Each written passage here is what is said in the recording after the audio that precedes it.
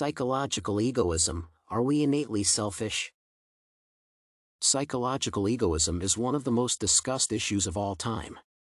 Philosophers, sociologists, cultural figures, and eminent scholars attempt to reveal the reasons for the egoistic nature of humans, explain its necessity, or in the opposite, its negative influence on society. This essay will examine the rationale under the phenomenon of psychological egoism and provide my opinion that reflects one of many potential approaches to the issue.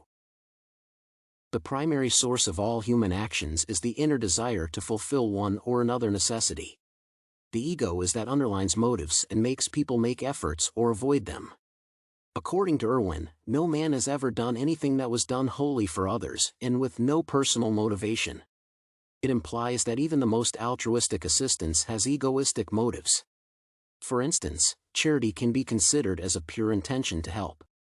Although, from a second glance, there are a variety of reasons for people to behave like this. These motives include but are not limited to a desire for self-assertion, a wish to create a positive impression on others, or a necessity to redeem prior sins. On the other hand, the ideas of true altruism are often criticized as utopian ones.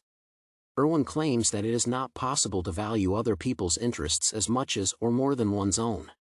The appropriate instance can be found in daily interactions when people entrusted to the choice are always make the selfish ones.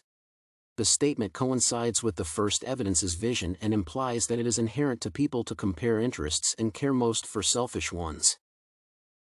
I tend to believe that psychological egoism is one of the most ancient mechanisms of survival.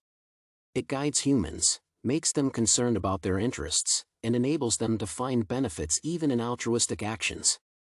The evidence shows that it is not possible to abandon the primary nature, which brings to the conclusion that people are innately and permanently selfish.